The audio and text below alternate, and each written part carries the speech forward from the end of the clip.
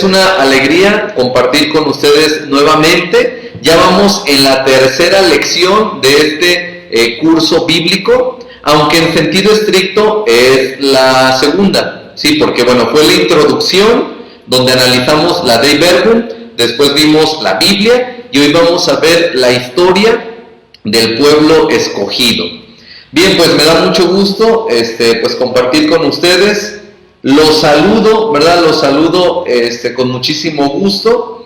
Los saludo pues hasta donde ustedes viven. Sé que hay personas que escriben de Guatemala, de Colombia, de Costa Rica, de Santo Domingo, de Estados Unidos, de México, de muchas partes de México, de Argentina. Bien, pues les agradezco, ¿verdad?, que estemos juntos pues compartiendo este curso bíblico que se llama Para comprender mejor la Biblia. Bien, pues vamos entonces a dar inicio a este tema. Les propongo que hagamos una oración para que juntos pues hagamos familia, hagamos iglesia, hagamos comunidad y a través de estas redes digitales pues hagamos la experiencia de invocar al Padre, invocar al Hijo, invocar al Espíritu Santo. Bien, en el nombre del Padre, del Hijo y del Espíritu Santo. Amén.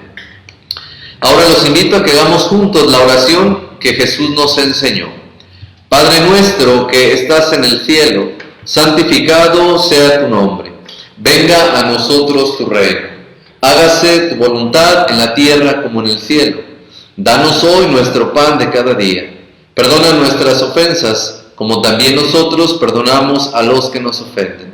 No nos dejes caer en la tentación y líbranos del mal. Y rezamos a nuestra Madre, la Virgen María. Dios te salve María, llena eres de gracia, el Señor es contigo. Bendita eres entre las mujeres y bendito es el fruto de tu vientre Jesús. Santa María, Madre de Dios, ruega por nosotros los pecadores, ahora y en la hora de nuestra muerte. Amén. En el nombre del Padre, del Hijo y del Espíritu Santo. Amén. Bien, pues sean bienvenidos todos a este nuevo tema.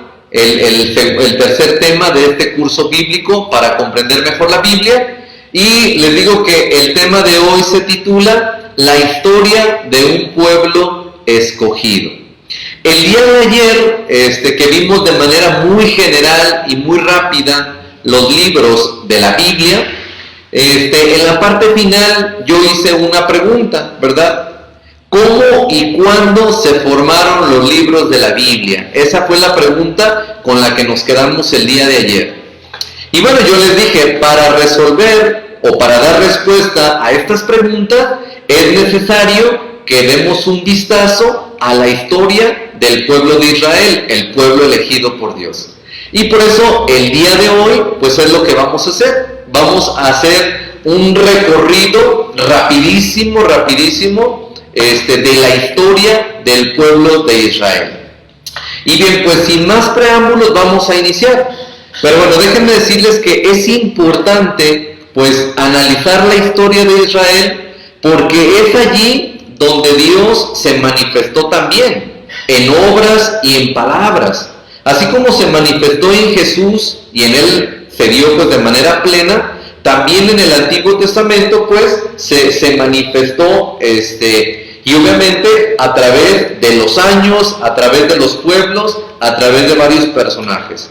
Por eso, si queremos comprender mejor la Sagrada Escritura y este plan de que Dios se reveló, bueno, pues hay que conocer un poco también de la historia de este pueblo. Bien, esta historia, pues como para fines un poco prácticos, como no tenemos pizarrón, ni vamos a estar poniendo imágenes, esta historia del pueblo de Israel la vamos a dividir en 10 etapas. 10 etapas. Va a ser la etapa de los patriarcas, es decir, allá en la época de Abraham, hasta posiblemente la época de Moisés. Vamos a tener la segunda etapa, que va a ser el Éxodo, es decir, ahí tenemos a Moisés, el pueblo de Israel que sale de Egipto, es liberado gracias a Moisés, liberado por Dios. Después tenemos la etapa 3, la conquista de la tierra prometida. Una vez que el pueblo de Israel pasa por el Sinaí, llegan a la tierra prometida y la conquistan. Una cuarta etapa va a ser la monarquía, porque después de que conquistaron la tierra, vino el momento en donde Dios puso reyes para hacer que caminaran por el bien al pueblo de Israel. Una quinta etapa va a ser la monarquía dividida, porque una etapa fue la monarquía en tiempos de que el pueblo de Israel estaba todo unido, y después tenemos la época de la monarquía dividida a partir del 931. Y bueno, después vamos a tener una sexta etapa que va a ser el llamado exilio. El exilio, un momento donde el pueblo de Israel es conquistado por los babilónicos y se los llevan de Jerusalén hacia Babilonia. Después tenemos la séptima etapa, que va a ser la restauración, ya cuando regresan del exilio, otra vez a Jerusalén, otra vez a la ciudad de Sión, y otra vez y empiezan pues a reconstruir, a restaurar. Una octava etapa va a ser la etapa de los helenos, o el tiempo donde el imperio que estaba presente era el de los griegos, los helenos. Ahí hay acontecimientos muy bonitos, impactantes también, donde se ve la mano de Dios en esta historia de salvación. También tenemos como una novena etapa la época de los macabeos, que incluso se mezcla en esta misma época de los helenos, de los griegos. Y al final vamos a tener la época de los romanos. Bien, entonces vean, son 10 etapas en las que vamos a ir comentando algunas cosas de manera muy rápida. Bien, pues como introducción podemos decir que Israel, el pueblo escogido, pues nació, ¿verdad? O más bien, ¿dónde lo ubicamos? El pueblo de Israel lo ubicamos en una zona en Oriente que se llama el Creciente Fértil. El Creciente Fértil es una parte de Asia, al lado del Mediterráneo, y está como entre lo que fue el río Nilo en la parte norte de Egipto, y también lo que fue el río Tigris y el Éufrates, es decir, en aquella zona donde surgieron las primeras civilizaciones.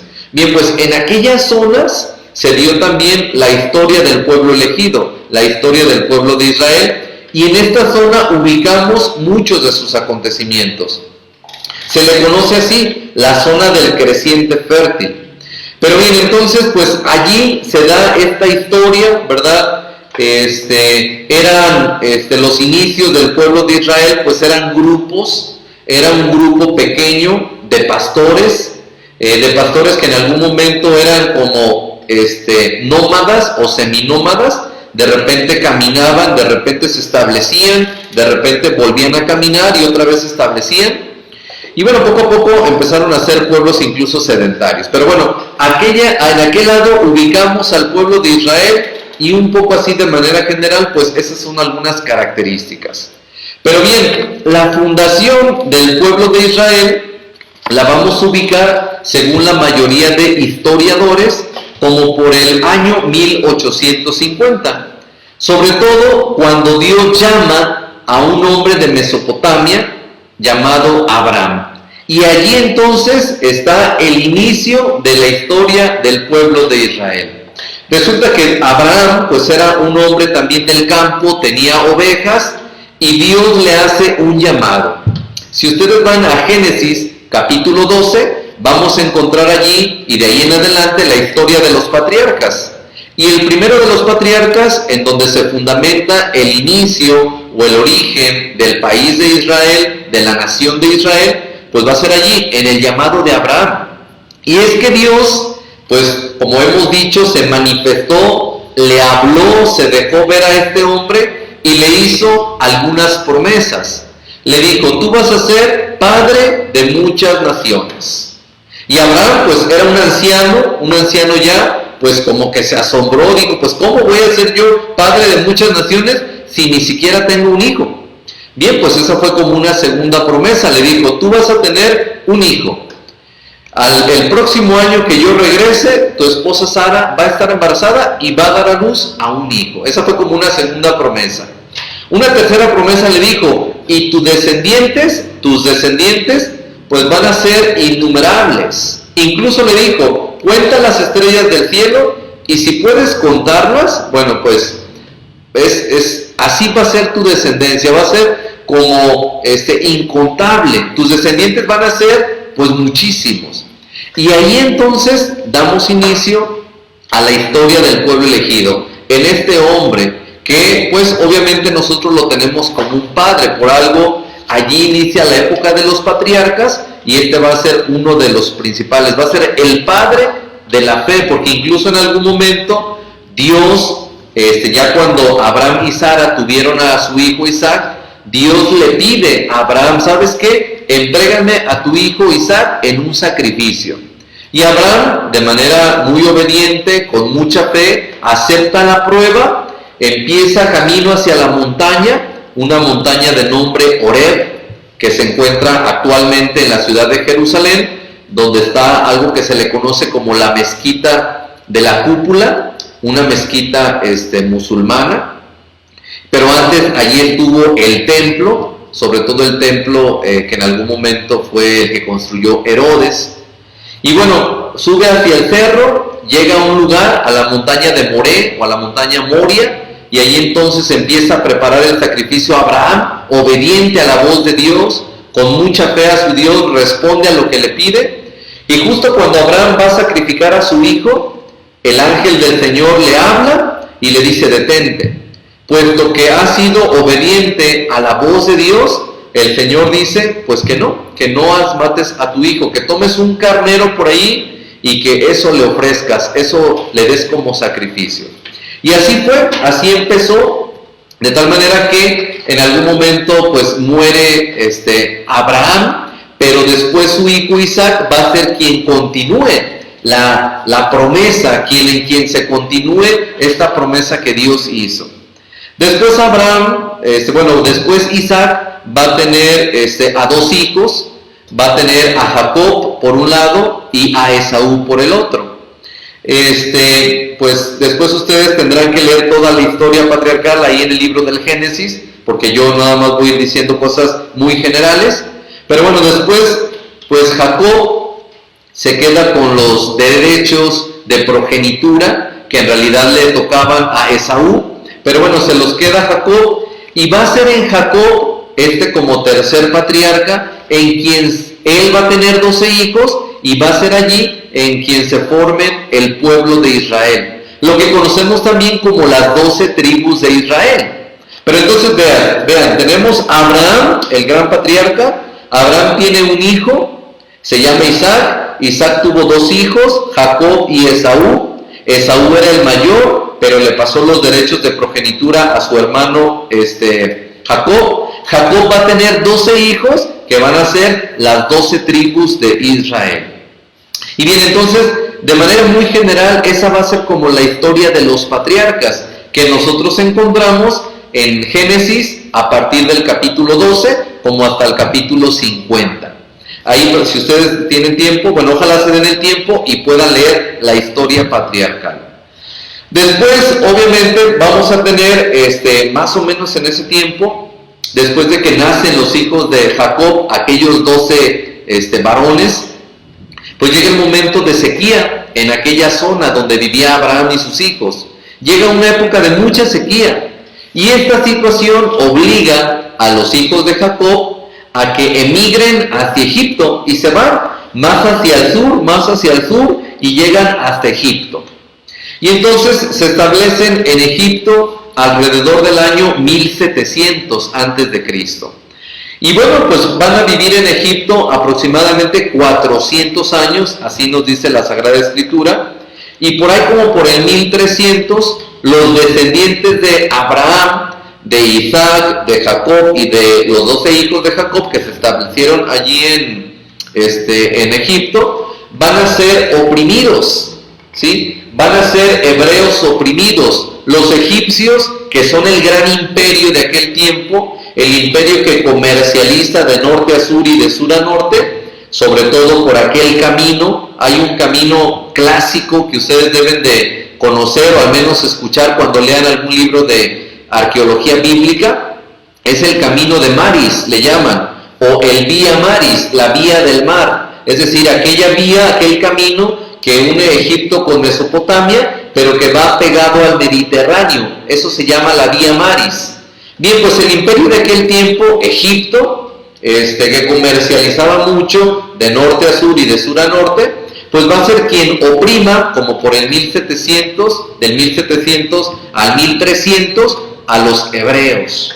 Y bueno, pues ahí entonces viene pues en escena el que ustedes ya conocen, Moisés, ¿sí? Moisés va a ser un hombre de descendencia hebrea que Dios va a llamar también para que libere al pueblo de Israel de la esclavitud de los egipcios. Y entonces, pues como por el año 1250 sigue la segunda etapa, el llamado Éxodo, es decir, aquella experiencia que le tocó enfrentar a Moisés. Moisés, escuchando la voz de Dios, pues empieza a decirle al pueblo que Dios en el día de la Pascua va a liberarles de la esclavitud del faraón y de la esclavitud de todos los egipcios. Y entonces, como por el año 1250, se da el acontecimiento llamado la salida de Egipto. Los hebreos, el pueblo de Israel, guiados por la mano poderosa de Dios y a través de Moisés, pues son sacados de Egipto y empiezan su caminar. Cruzan el Mar Rojo y ahí vemos una gran manifestación divina, un Dios liberador con toda su fuerza. Vemos que a través de Moisés se abre el Mar Rojo, ellos pasan en tierra seca, cuando pasan vienen detrás los soldados de los egipcios y se cierra el mar y todos los soldados egipcios mueren. Y entonces se da aquel acontecimiento de la liberación, una liberación gracias al poder y la misericordia de Dios. Y empieza el caminar, el pueblo de Israel empieza a caminar por el desierto de el Sinaí, y empieza, y en una parte del desierto Dios se vuelve a presentar a aquel pueblo y le pide que renueve la alianza. ¿Qué significa la alianza? Pues la alianza es este pacto que quiere hacer Dios con el pueblo. Solo que en esta ocasión va a haber dos elementos muy importantes. Por una parte los 10 mandamientos y por otra parte una promesa que hace Dios. Y obviamente que Dios espera pues como otra promesa de parte del pueblo.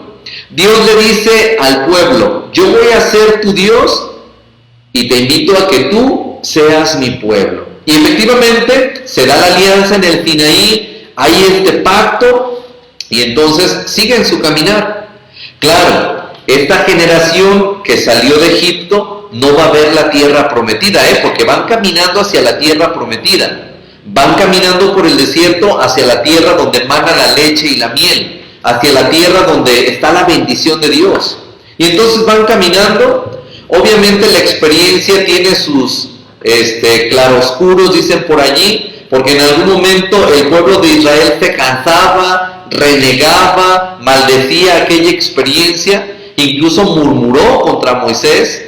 Hubo un momento donde le dijo a Moisés, oye Moisés, hubiera sido mejor que nos quedáramos en Egipto, que nos quedáramos allí en Egipto y allá comíamos carne, allá teníamos agua que beber, allá teníamos casa, y mira, tú nos traes a morir por el desierto.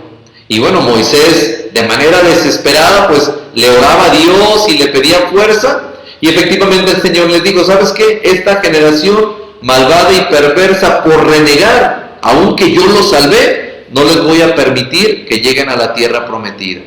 Y bueno, efectivamente esta generación siguió su camino, no llega a la tierra prometida, solamente la ven a lo lejos, la divisan, dicen allí en mi pueblo, en Jalisco, la divisan, la ven a lo lejos, y efectivamente ellos mueren y solamente sus hijos de esta generación van a ser los que entren a la tierra prometida. Y bueno, cuando entran a la tierra prometida, efectivamente, pues inicia la tercera etapa. Llegan a la tierra prometida, pero tienen que conquistar la tierra prometida. Entonces, esto es la tercera etapa, la conquista de la tierra prometida. Bien, allí pues ya Moisés muere cuando él también estaba en las montañas pues de la Transjordania. Moisés estaba en lo alto, alcanzaban a ver pues el río Jordán, una parte del Mar Muerto, y al fondo veían todo el valle, la tierra prometida. Y bien, quien va a entrar con el pueblo, quien va a ser el líder en ese momento va a ser Josué. Josué, un pues discípulo, podemos decirlo así, de Moisés. Y entonces, como por el año 1220 a.C., vamos a tener este suceso. Josué empieza a entrar a la tierra prometida y empieza a conquistar poco a poco las ciudades que obviamente estaban habitadas, pero que en algún momento era la zona que Dios le había dado a Abraham. Entonces ellos están como reconquistando, Josué y el pueblo, y efectivamente llegan a la tierra. Una de las ciudades más pues conocidas, como de las primeras ciudades que conquistaron, va a ser Jericó. Ahí viene por ahí en el libro de Josué. Ustedes pueden ver en el libro de Josué todo lo que sucedió en el tiempo de la conquista. Resulta que para conquistar la ciudad, primero dieron vueltas a las murallas, hicieron oración, las murallas se cayeron. Obviamente estas narraciones lo que muestran es que Dios está con el pueblo, que quien entrega la tierra al pueblo es el mismísimo Dios, que Dios no ha abandonado, que Dios se sigue revelando, que Dios sigue acordándose de que le hizo una promesa a Abraham, que le hizo una promesa a Moisés, y así. Entonces Dios no olvida sus promesas, y por eso, estando allí ya a la entrada de la tierra prometida, Dios entrega al pueblo la ciudad de Jericó. Bien, después de allí, pues obviamente están alegres, están contentos el pueblo de Israel, y allí pues nuevamente renuevan la alianza, porque la alianza hay que estarla renovando, el pacto hay que estarlo renovando, porque si no se les olvida, al pueblo se le olvida, entonces hay que estar renovando. Así es de que ustedes en el libro de Josué, que narra esta época, van a ver que se reparten la tierra, se reparten la parte sur, luego la parte de la Transjordania, es decir, lo que está al lado del Jordán, después la parte centro, de allí de la Tierra Santa, y después la parte norte. Y bien, vamos a tener que, pues, a partir de allí empiezan a establecerse, pero hay un pueblo que va a ser el pueblo que no los deja en paz.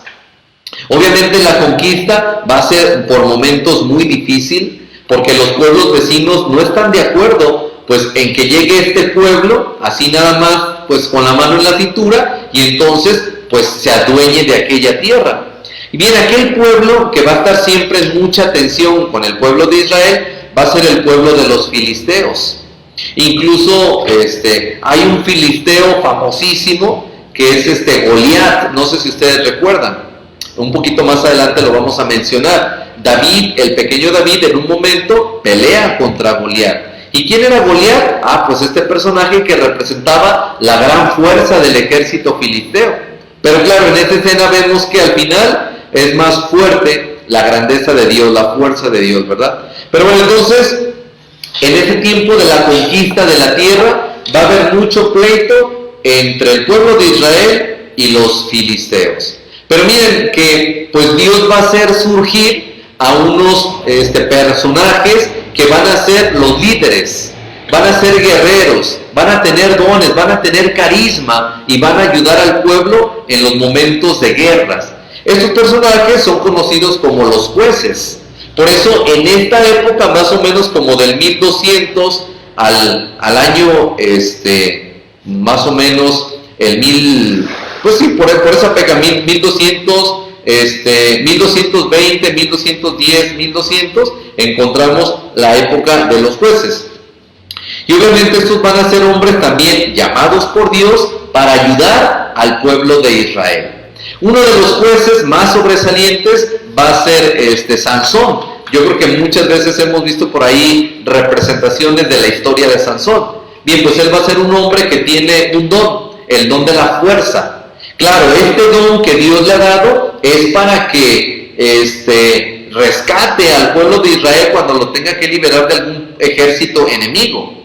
Pero ustedes recordarán cómo terminó la historia de Sansón. Sansón se casa con Dalila y Dalila precisamente es filistea, es decir, es de los contrarios. Y bueno, fruto de esto viene el menoscabo de este personaje. Y bueno, pues ahí la enseñanza va a ser que cuando Dios da un don es para el servicio de la comunidad. y que obviamente pues no hay que olvidar nunca los planes de Dios. Bien, al final de cuentas podríamos decir, ¿por qué tanta guerra? ¿Por qué para conquistar la tierra de Dios, la tierra santa, por qué tanta guerra? Bien, en realidad el autor sagrado lo que nos está queriendo decir es que Dios siempre acompaña al pueblo y que Dios, así como tiempo atrás, siglos atrás, le dio la tierra a Abraham, pues hoy se la regresa a los israelitas, liderados por Josué. Bien, pues un poquito más adelante vamos a tener que pues los jueces, especialmente los hijos de uno de los jueces principales, que va a ser Samuel, sus hijos de Samuel, también que fue un juez, empezaron a ser gente muy irresponsable. Empezaron a ser gente muy irresponsable. Y entonces, pues el pueblo se reúne con estos jueces y le dicen a Yahvé, ¿sabes qué? Ya no queremos tener jueces. Ahora lo que queremos es tener reyes, porque los otros pueblos tienen reyes. Entonces nosotros queremos ser un pueblo que tenga reyes. Y bueno, pues de repente ahí vamos a encontrar en el libro de Samuel, en los dos libros de Samuel, vamos a encontrar como estas dos propuestas. Una parte de Israel sí quiere tener reyes y otra parte de Israel no quiere tener reyes. Pero bueno, esa sería ya la cuarta etapa. La cuarta etapa va a ser la etapa de la monarquía. Y bueno, esta época la ubicamos a partir del año 1030 a.C., cuando vemos que pues hay un jovencito del campo, un jovencito pues de pueblo, que va a ser ungido como rey. Y nos estamos refiriendo al primer rey de Israel, que va a ser el rey Saúl. El rey Saúl va a ser un gran hombre, ¿verdad? Va a ser un hombre pues que en algún momento sea dócil a la voluntad de Dios, pero ¿qué creen? Llegó el momento en que su corazón se llenó de amargura, su corazón se llenó de enojo, de oscuridad, de pecado, y entonces se llenó de envidia también, y pues resulta que Dios dijo, ¿sabes qué? Ya no puedes ser tú mi instrumento, porque yo necesito para dirigir al pueblo instrumentos santos. Y entonces llega el momento en que Dios va a mandar ungir a un hijo de Jesé, que va a ser el pequeñito David. David va a ser un joven pues pequeñito también, pues que es de campo también, tiene cualidades, ¿verdad? Y bueno, va a ser entonces con el tiempo el segundo rey. David va a reinar de los años 1010 al año 970. Y bueno, David va a ser un hombre también pues líder, va a ser un hombre que baila, que adora a Dios, que le baila el arca de la alianza. En su tiempo el pueblo de Israel pues tuvo mucha vida, mucho culto, y bueno, él dijo, tenemos que hacerle un templo al Señor, porque el Señor pues debe de tener un templo. Pero resulta que Dios, a través del profeta Natán, le dice a David, ¿sabes qué, David? Tú no me vas a construir mi casa, en realidad va a ser alguien que viene después de ti. Y bueno, ese va a ser Salomón. David va a tener un hijo que va a ser Salomón. Pero antes, ¿verdad? David también tuvo su cosa por ahí negativa. Recordemos que una vez, estando en el balcón del palacio, empieza por ahí, ¿verdad? A mirar el paisaje, ve por allí que en el río una mujer se está bañando y empieza a imaginar cosas, pues va y la busca, tiene intimidad con ella. Y después pregunta que quién es el esposo. Se dan cuenta que el esposo es uno de los capitanes del ejército que se llama Urías. Y bueno, David empieza a hacer todo un plan malévolo para acabar con la vida de Urías y aquello no se descubra. Pero bueno, de cualquier manera, pues sucedió, ¿verdad? Murió Urías, y bueno, David pues tuvo esta experiencia. Pero bueno, después viene Salomón. Salomón va a ser un hijo de David, él va a quedarse con la corona durante la monarquía, y entonces vamos a tener a Salomón que gobierna de los años 970 al año 931. Salomón va a ser un hombre sabio, incluso el más sabio de Israel, así se dice en la historia. Incluso los libros sapienciales, como son Job, Proverbios, Eclesiástico, Eclesiastés y Sabiduría, la mayoría pues dicen que muchas de las cosas que se encuentran allí probablemente sean de Salomón. Y bueno, aparte Salomón también se dice que es un gran sabio porque en los libros, sobre todo por ahí en los libros de Reyes, encontramos el dato de que mucha gente venía a Jerusalén y quería ver a este gran rey. Va a ser Salomón también el que realice aquella obra majestuosa, va a construir el templo del Señor. Y aquel templo va a ser el primer templo que tenga Jerusalén, pues para adorar a Yahvé. Va a ser un templo majestuoso, un templo grande, un gran altar, cortinas pues bordadas con los mejores hilos de oro, de plata. Las columnas pues obviamente van a ser columnas de cedros que traían de allá de la parte norte del Líbano. Y bueno, pues va a ser un templo hermosísimo, gigantesco, magistral. Así es de que a Salomón lo recordamos pues así. Pero bueno, pues en realidad la época de la monarquía, pues nada más va a durar, con estabilidad durante estos 3 reinados, ¿sí? Después va a continuar la monarquía, pero va a venir la monarquía dividida. Así es de que aquí, en la época de Saúl, David y Salomón, podemos decir que encontramos pues un pueblo de Israel lleno de Dios, un pueblo de Israel pues estable, un pueblo de Israel unido. Todas las tribus pues se reúnen, van a Jerusalén, ofrecen sacrificios, y bueno, pues es un pueblo que tiene estabilidad. Pero ¿qué pasa? Pues por el año, aproximadamente el año 931, sobre todo unos añitos antes de esta fecha, empezaron a tener problemas las tribus de la parte norte de Israel con las tribus de la parte sur de Israel. Lo que pasa es que el templo de Jerusalén pues estaba en la zona de la tribu de Judá, que era la parte sur. Pero resulta que la mayoría de las cosas que eran riqueza allí en Jerusalén, la parte sur, eran traídas de la parte norte. Incluso la parte norte siempre fue como más rica y muchas de sus riquezas las traían hacia la parte sur. Y bueno, llegó el momento en que empezaron a tener conflictos, diferencias, las tribus del norte y las tribus del sur, y pues llega el momento del cisma. El cisma va a ser en el 931 y el cisma es eso, la división de las tribus. Vamos a encontrar 2 bloques. En la parte norte vamos a tener la mayoría de las tribus, aproximadamente 9 o 10 tribus, y en la parte sur solamente vamos a tener como 2 o 3 tribus, ¿sí?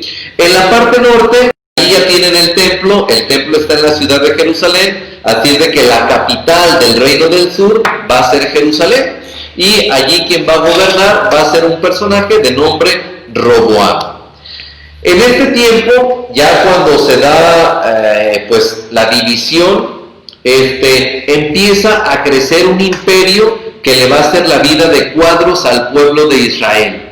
Ya no está Egipto en escena como un imperio fuerte. Ahora vamos a tener el imperio asirio.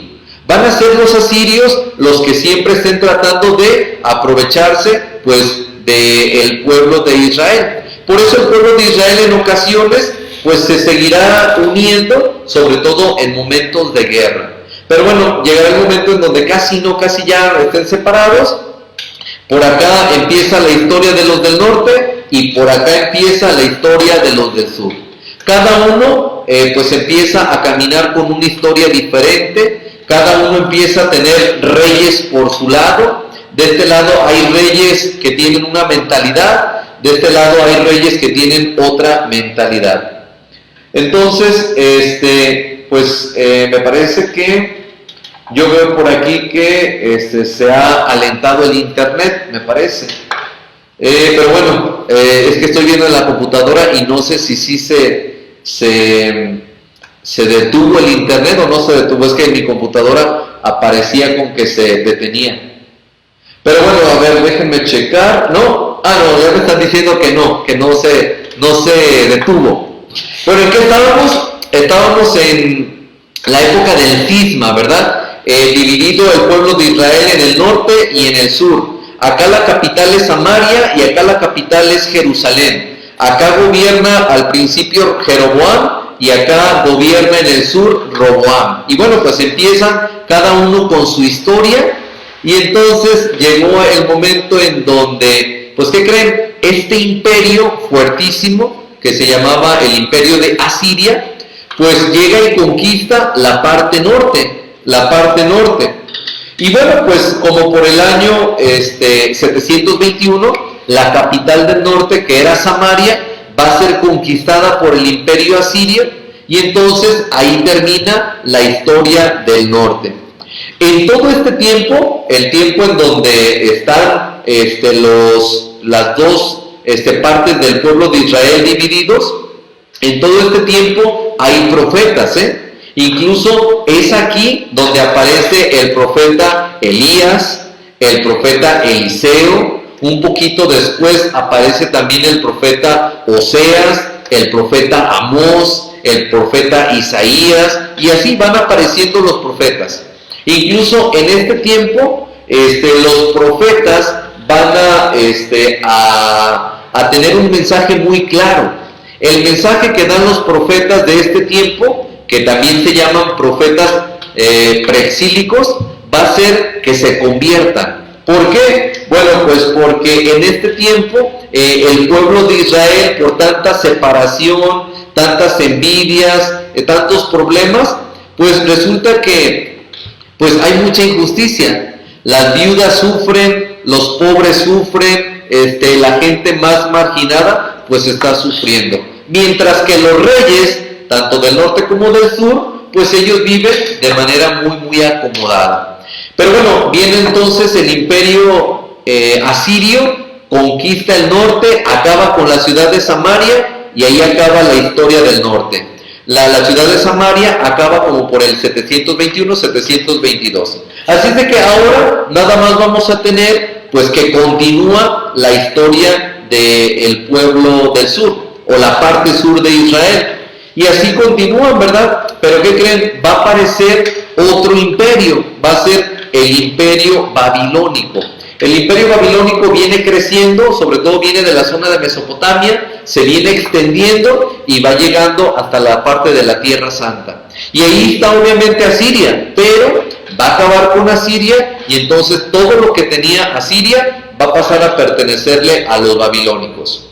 Solo que los babilónicos van a tener una política muy particular. Ellos generalmente cuando conquistan un pueblo, lo sacan de su tierra y se lo llevan a donde ellos viven, para ponerlos a trabajar, para hacerlos esclavos, etcétera, etcétera.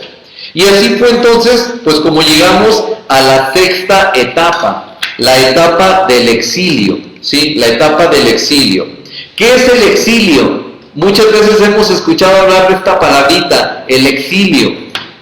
Bien, pues el exilio va a ser ese momento donde llegó el imperio de Babilonia y conquista el sur del pueblo, el sur de Israel. Y el norte ya no, porque recuerden ustedes que como un siglo y medio antes ya fue conquistado por los asirios. Así de que el pueblo en la parte del norte ya no existe, ya nada más existe la parte sur. Y va a ser como en el 587, para ser exactos, donde el imperio de Babilonia acaba con Jerusalén, la conquista, destruye la muralla de Jerusalén, mata a los reyes de ese tiempo, los últimos reyes de la dinastía que venía desde tiempos de Saúl, David y Salomón, y entonces matan a los reyes y bueno, pues pura desgracia. Obviamente el autor sagrado lo que nos está queriendo decir es que durante este tiempo en donde el pueblo está dividido, está separado, hay injusticia social, hay idolatrías, pues lo que el autor sagrado nos está diciendo es que esta situación de desgracia es fruto o consecuencia de sus mismas acciones. Y bueno, el pueblo de Israel, pero la parte sur, los judíos, son llevados a Babilonia. el templo queda destruido, la ciudad de Jerusalén queda devastada, las murallas son derrumbadas y se los llevan al exilio. Bien, el exilio pues va a durar nada más algunos años. Algunos dicen que 40 años, otros dicen que 70 años, va a durar un tiempo. Y bueno, allí también vamos a tener profetas. A estos profetas se les llaman profetas exílicos porque están en el exilio. Y aquí ubicamos específicamente a Ezequiel, el segundo Isaías y un poquito a Jeremías. Pero sobre todo a Ezequiel y el segundo Isaías. Bien, aquí pues el mensaje principal de estos profetas, como ven al pueblo sufriendo allá en tierra pagana, el mensaje principal de los profetas va a ser un mensaje de consolación, un mensaje de esperanza, un mensaje pues que los anima a que tengan paciencia, a que aguanten la prueba, a que se den cuenta que si ellos están viviendo esa circunstancia es porque ellos olvidaron a su Dios, olvidaron la alianza, olvidaron los mandamientos y cayeron en injusticias y en idolatría. Así es de que los profetas les dicen, pues ánimo, aguanten que viene el día del Señor y el Señor los va a rescatar. Y así sucedió, pues resulta que por el año 538, 539, para ese tiempo ya viene otro imperio, va a ser el imperio de los persas, ¿sí? Vean que van pasando varios imperios, Teníamos en la antigüedad el imperio de Egipto. Después, como por el siglo X hacia acá, llegó el imperio asirio. Después el imperio babilónico y ahora estamos con el imperio persa. Bien, viene el imperio persa, conquista aquella zona la zona del pueblo de Israel, y entonces conquista a los babilónicos y se queda y les quita lo que les pertenecía a los babilónicos. Entre esas cosas, pues va a estar el pueblo de Israel. Así es de que como por el 539, un personaje que se llama Ciro el persa, un gran conquistador, va a ser el rey de este imperio y va a escribir un edicto en donde dice que todos los extranjeros pueden regresar a su tierra. Y bueno, pues los israelitas, los que estaban en el exilio, se sienten contentos porque ha terminado el exilio en el 539 gracias al edicto de Ciro el persa. Y entonces regresan otra vez a la ciudad de Sión, regresan a la ciudad de Jerusalén y empiezan una nueva vida. ¿Cuál va a ser esa nueva vida? Bien, pues va a ser una vida llena de situaciones donde tienen que reconstruir y restaurar. Y esa va a ser la séptima etapa de la historia de este pueblo elegido. La etapa del posexilio, o también se le conoce como la etapa de la restauración. Bien, la etapa de la restauración va a ser aproximadamente del 538, 539 al 333, cuando van a llegar otro imperio, que van a ser los griegos, que vamos a mencionar más adelante. Durante esta época de la restauración, ¿qué vamos a encontrar? Lo que vamos a encontrar es que hay profetas, para empezar, ¿sí? Los últimos profetas, les llaman también profetas posexílicos, porque están después del exilio. Estos profetas, su mensaje central va a estar basado en el tema de la reconstrucción. Pero no solo la reconstrucción de las casas, no solo la reconstrucción del templo material, sino sobre todo la reconstrucción del corazón. Dios está diciendo a través de los profetas que si quieren seguir experimentando su amor, su misericordia, necesitan reconstruir el corazón. Y Dios es capaz de darles un corazón nuevo, porque ya lo había dicho a través del profeta Ezequiel cuando estaban en el exilio, ¿sí? Entonces ese va a ser el mensaje de los profetas. Aquí encontramos dos personajes importantísimos que van a pasar a la historia, que van a ser Esdras y Nehemías. Esdras pues va a ser el sacerdote que les recuerde la ley, que funde el nuevo judaísmo, y por otro lado vamos a tener a Nehemías. Nehemías va a ser el gran constructor, el que construya las murallas, a pesar de que aquello era puro escombro, Nehemías, con muchas dificultades, va a reconstruir pues las murallas de Jerusalén, reconstruyen la ciudad. Un poco más adelante reconstruyen el altar y obviamente también el templo. Y bueno, pues ahí pues el tema principal va a ser ese, la reconstrucción. Y así va a ser entonces esta época del 538 al 333 a.C. Y pasamos a la octava etapa, la etapa en donde va a surgir un nuevo imperio, un imperio poderoso.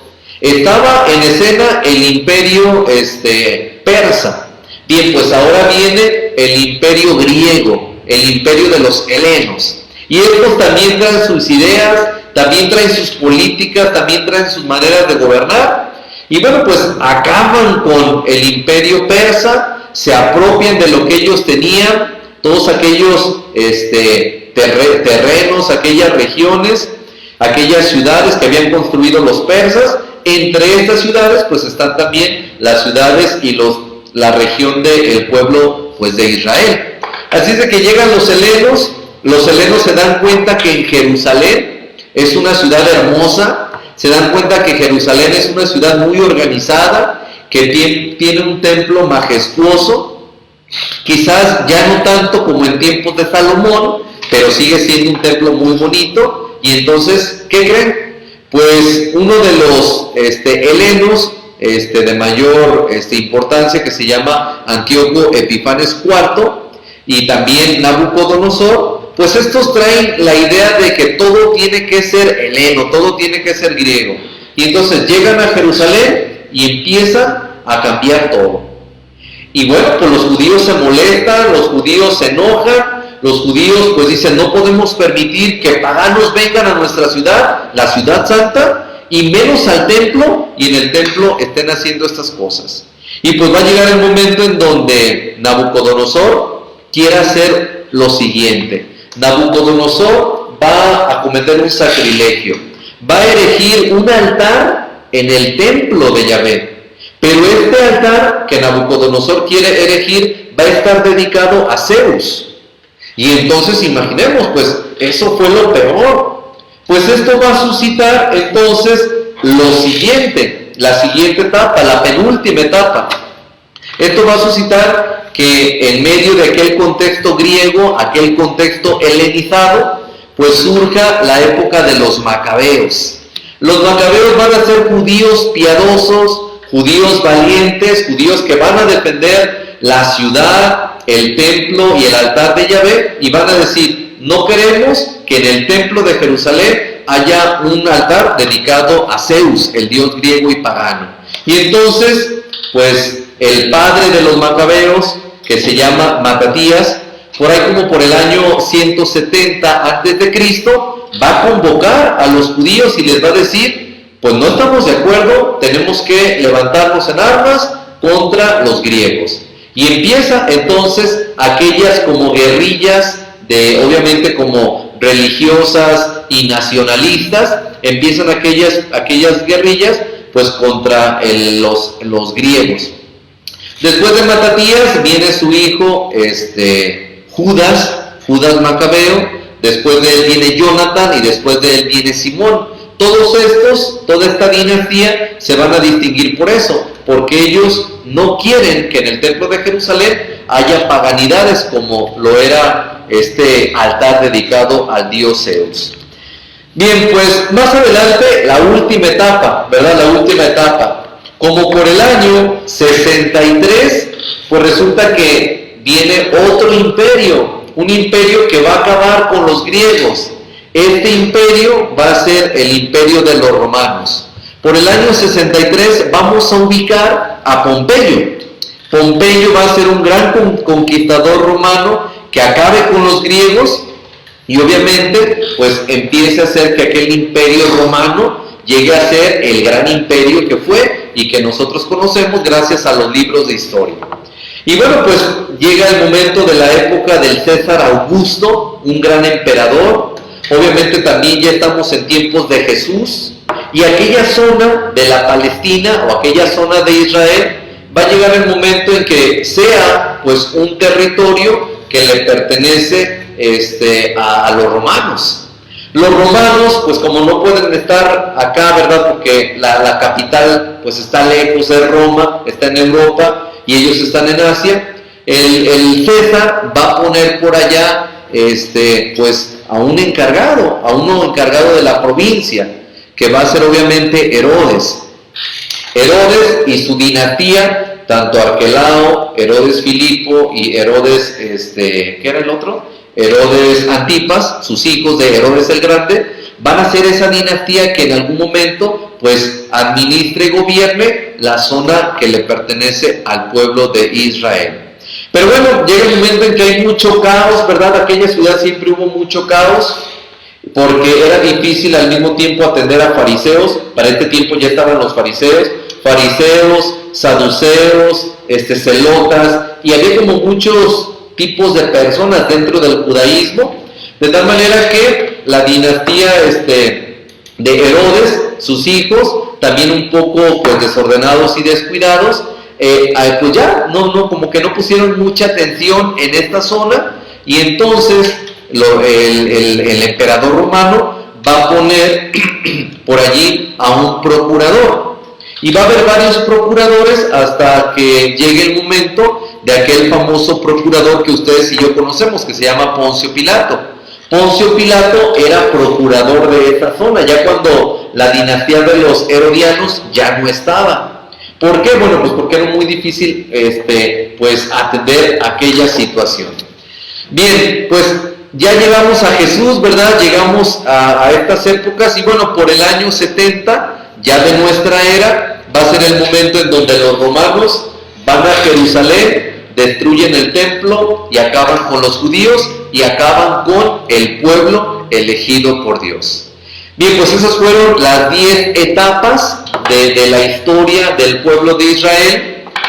Veamos que en cada etapa Dios se presentó a través de un personaje, a través de un profeta, a través de un rey, a través de un líder, ya sea judío o no, pero Dios siempre estuvo.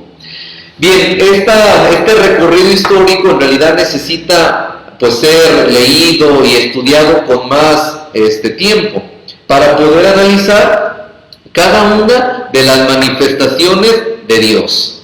Pero bueno, lo que podemos decir es que Dios se fue revelando poco a poco, desde Abraham, pasando Isaac, Jacob, Moisés, la época de los reyes, después hasta llegar a Jesús. Y Jesús va a ser obviamente el Mesías anunciado por los profetas y prometido desde tiempos de Abraham. Él va a ser el germen pues de la dinastía de David, y el germen obviamente también que se puede conectar hasta las generaciones de Abraham, el gran patriarca, nuestro padre en la fe. Así es de que bueno, pues así es como está la línea del tiempo, así es la historia del pueblo de Israel, y en toda esta historia Dios se fue mostrando, Dios hablaba, Dios se dejaba ver, Dios se manifestaba. Por eso era tan importante que el primer día de la clase, cuando analizamos la Dei Verbum, yo insistiera en que el Dios en el que creemos es un Dios que se fue revelando poco a poco. Esto es la economía de la salvación, este Dios amoroso que se va revelando en el tiempo, a lo largo de los siglos, a través de circunstancias concretas en este pueblo.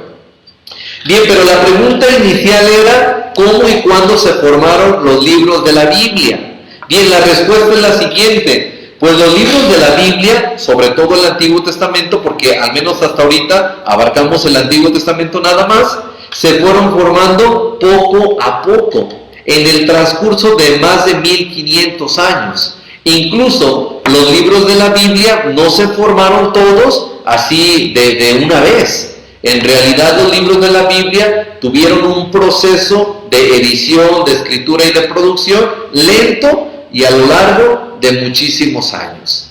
Bien, pues así quedamos pues así damos respuesta a las preguntas iniciales de esta clase, de este curso que se llama Para comprender mejor la Biblia.